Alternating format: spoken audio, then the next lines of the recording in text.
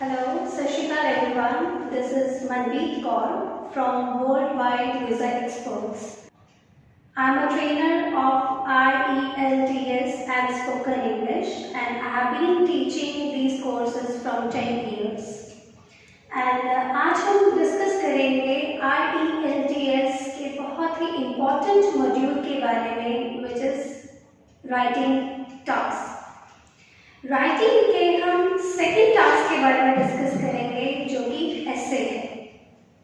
एसे जिसे कंप्लीट करने के लिए हमें 250 to 275 वर्ड्स चाहिए होते हैं, लिखने होते हैं।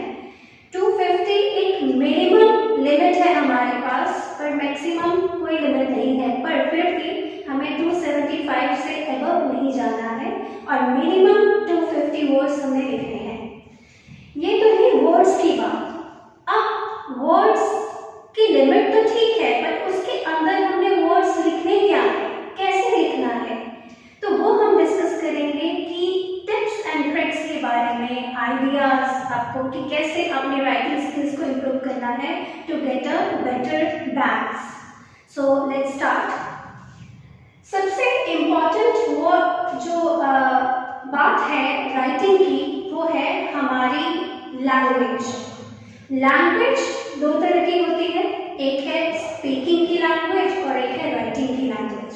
तो यहाँ पे हम ऐसे लिख रहे हैं तो हम राइटिंग लैंग्वेज के बारे में डिस्कस करेंगे। राइटिंग के लिए हमने यूज करनी है फॉर्मल लैंग्वेज। इनफॉर्मल हम लैंग्वेज बोलने में यूज करते हैं, बट राइटिंग में, टास्क में कंप्लीट करने के लिए हम यूज करेंगे फॉर्मल राइटिंग। और फॉर्मल राइटिंग के अंदर कुछ पॉइंट्स हैं जो हमें बहुत ही ध्यान में रखने हैं लिखने के लिए। वो क्या है? सबसे पहला कि जब भी हम बोलते हैं हम कॉन्ट्रैक्शंस यूज करते हैं। जैसे कि लैंग्वेज जब बोलते हैं तो फास्ट बोलते हैं, तो फास्ट बोलने के लिए हम काफी सारे वर्ड्स को कॉन्ट्रैक्ट कर देते हैं, तो वो चीज हमें लिखने में नहीं यूज करनी है। जैसे कि कॉन्ट्रैक्शंस, जैसे कि डोंट क्या है? डू नॉट को जोड़ दिया गया, डोंट बन गया। तो हमें राइटिंग में क्या करना है? ये चीज नहीं करनी है। हमें क्या करना है? These veg.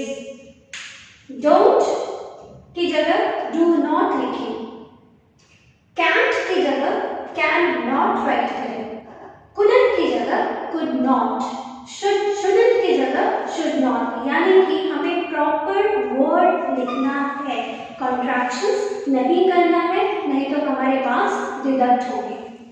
इसके अलावा सेकेंड हमारा मेन पॉइंट है avoid simple words. Simple words को अवॉइड करना है एंड साथ में हमें सिनोनिम्स को लिखना है। जैसे कोई भी वर्ड हो उसके कुछ डिफिकल्ट वर्ड्स मैं भी एक्सप्लेन करती हूँ। जैसे सिंपल वर्ड्स क्या है? Really is very common word and simple word. Easy, very common and simple word. Lot of, but, also, ये सिंपल वर्ड्स हैं जो हम स्पीकिंग में यूज करते हैं। तो सबसे पहले तो आप जो भी लैंग्वेज में वर्ड यूज करते हैं या राइटिंग जब लिखने जा रहे हैं, तो आपके माइंड में जो आइडिया आता है, उस आइडिया में जो वर्ड्स आते हैं, उन वर्ड्स को राइट डाउन करें एक नोटबुक में। कब? जब आप आईएलटीएस के प्रिपरेशंस कर रहे हो। उन वर्ड्स को लिख करके आप उनके सिनोनिम्स ढूंढें, यानी कि उसके डिफिकल्ट वर्ड्स ढूंढें। उसको हम उन वर्ड्स को हम राइटिंग में, ऐसे में यूज करेंगे। जैसे कि रियली वर्ड है, हम लैंग्वेज में यूज करते हैं, हम इसकी जगह राइटिंग में क्या यूज करेंगे? एक सेंटेंस है, हम बोलते हैं really hot weather, it's really hot weather. तो अब रियली की जगह हम क्या यूज कर सकते हैं? Extremely, it's extremely hot weather. जैसे इजी वर्ड बहुत ही कॉमन है, हर कोई यूज करता है लैंग्वेज में, but this is about writing. तो राइटिंग में हम इस वर्ड की जगह क्या यूज कर सकते हैं? फॉसाइल, एफर्टलेस। फॉर एग्जाम्पल हम जैसे बोलते हैं इजी सॉल्यूशन, तो इजी को हटा के हम क्या यूज कर सकते हैं? फॉसाइल सॉल्यूशन या फिर effortless solution. So these are the examples। आप अपनी शब्दावली को जो है, अपनी आपकी जो वोकेबुलरी है उसको आप राइटिंग के लिए प्रिपेयर करेंगे, यानी कि थोड़े डिफिकल्ट वर्ड्स आप यूज करेंगे। यहाँ पे मैं एक बहुत ही अच्छा एक एग्जांपल देने जा रही हूँ आपको। लैंग्वेज दो तरह की होती है, one is speaking and other is writing. Speaking में जो हम वर्ड्स यूज करते हैं वो नॉर्मली हम राइटिंग में यूज नहीं करते। फॉर एग्जाम्पल, आप रीडिंग करते हो, लेसन्स पढ़ते हो, मैगजीन्स पढ़ते हो, मैगजीन्स में जो शब्दावली होती है वो स्पीकिंग में हम यूज नहीं करते हैं। उसी तरीके से दिस इज अबाउट एसे, यानी कि फॉर्मल राइटिंग, उसको हमने राइटिंग के यानी कि रीडिंग में जो आप वर्ड्स यूज करते, जो लिखे होते हैं, उन वर्ड्स को हम प्रिपेयर करेंगे to achieve better task.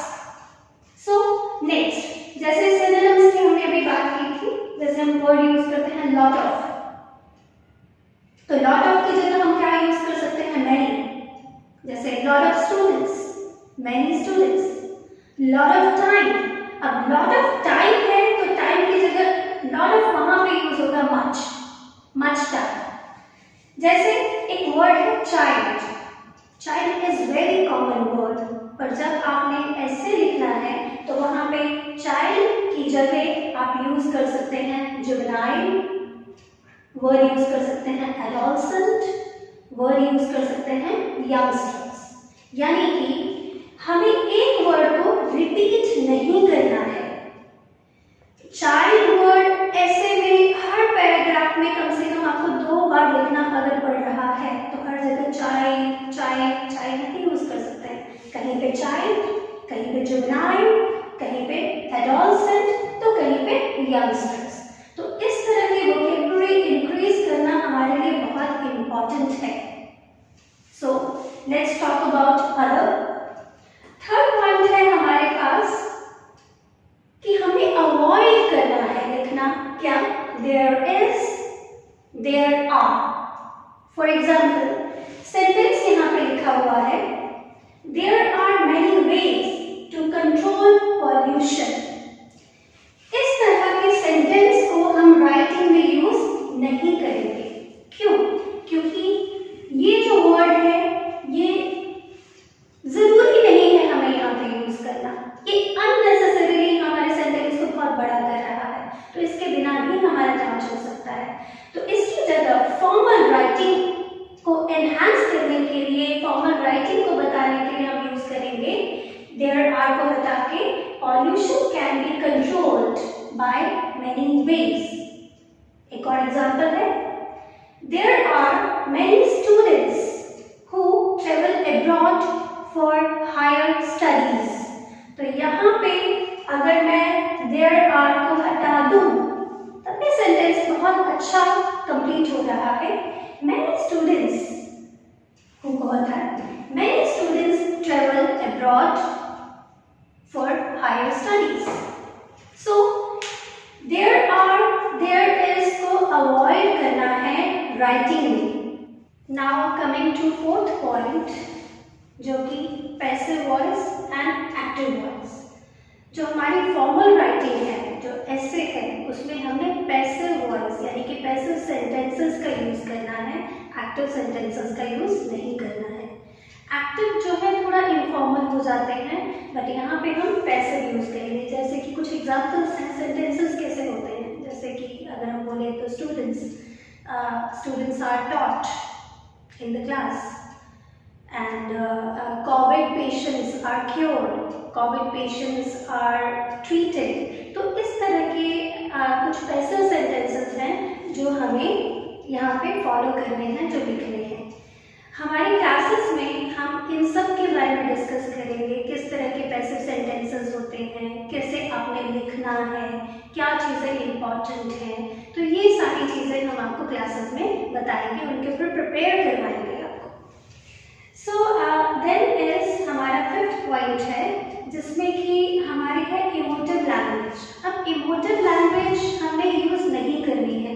Emotive language क्या है? इमोशनल वर्ड्स, इमोशनल सेंटेंसेस, उनका हम इस्तेमाल नहीं करेंगे। क्यों? क्योंकि ये फॉर्मल राइटिंग है। इसके अलावा पर्सनल एग्जाम्पल बहुत ही इम्पॉर्टेंट पार्ट है एक ऐसे का, बट यहाँ पे आपने पर्सनल लाइफ से यानी कि पर्सनल एग्जांपल्स नहीं देने हैं जिसमें इमोशंस जुड़े हैं, वो एग्जांपल्स नहीं देने हैं हमें। किस तरह के एग्जांपल्स देने हैं we will discuss in the classes. Slang, expressions वो हमने यूज नहीं करनी है यहाँ पे। सेम वर्ड्स, जैसे already we have discussed about synonyms कि हमें सेम वर्ड्स नहीं यूज करने हैं, हमें सिनोनिम्स यूज करने हैं। फ्रेजेस यूज नहीं करने हैं। And last is task copy. अब टास्क कॉपी क्या है? जब हमें एक टॉपिक दिया जाता है ऐसे का, तो मैक्सिमम स्टूडेंट्स क्या करते हैं, वो जो क्वेश्चन है, वो जो टॉपिक है, जब इंट्रोडक्शन लिखते हैं तो same as it is copy करके वहां पे लिख देते हैं, तो जो कि बिल्कुल नहीं करना है। उसको हमने अपनी वर्ड्स में कन्वर्ट करना है। रीडिंग सेम रहना चाहिए बट वर्डिंग अलग होनी चाहिए। तो वो किस तरह की वर्डिंग होनी चाहिए, कैसे आपने सेम मीनिंग को डिफरेंट वर्ड्स यूज करके, डिफरेंट सेंटेंस यूज करके आपने बताना है, वो सब हम क्लासेस में आपको बताएंगे। और उन पे सिर्फ बताएंगे नहीं, उन पे हम प्रैक्टिस करेंगे। 1 मंथ का कोर्स है, 2 मंथ्स का कोर्स है, उसमें हम हर एक पैराग्राफ जैसे कि राइटिंग टास्क के लिए 4 पैराग्राफ्स हैं, 4 पैराग्राफ्स में आपने लिखना है। फर्स्ट पैराग्राफ जो है वो है introduction, second body paragraph 1, then body paragraph 2, then is conclusion. And ये जो राइटिंग स्किल्स हैं ये आपके किसी भी तरह की फॉर्मल राइटिंग में, जैसे ड्यूलिंगो हो जाए, पीटीई, IELTS या टॉफल, ये स्किल्स हर एक टेस्ट में काम आती हैं। सो आई होप आपको ये वीडियो अच्छी लगी होगी and thank you so much.